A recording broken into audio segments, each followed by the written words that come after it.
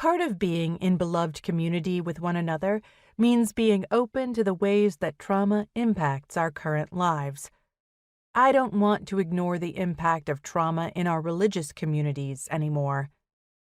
I must confess, I'm an idealist.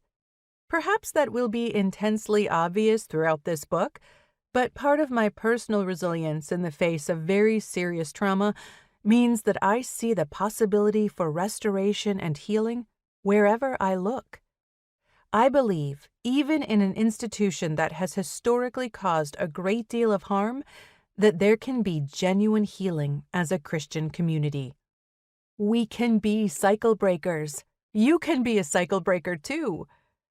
We, as a Christian community, must safely, delicately, and with wisdom and grace, offer spaces of emotional and spiritual healing.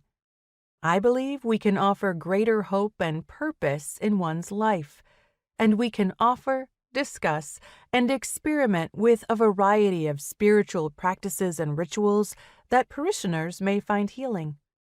It's an individual enterprise, but it is also deeply communal, too. And I'm not talking about the kind of healing that one might see in, say, a Pentecostal church. The kind of miraculous healing that happens from one moment to the next?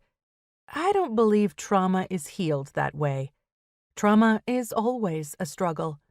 And struggle is not a bad thing. In all truth, it can even be a good thing, an important part of the healing process.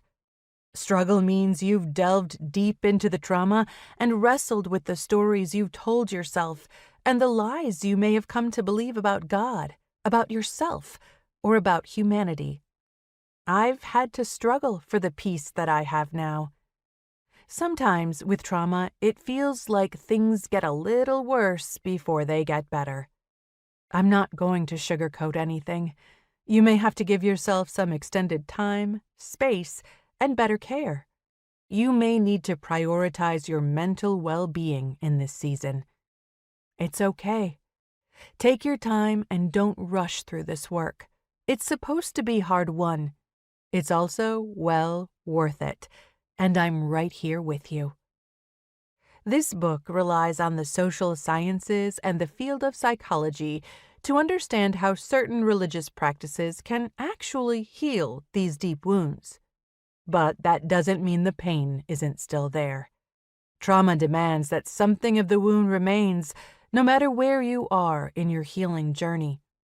Like much of our Christian life, this too is a lifelong venture,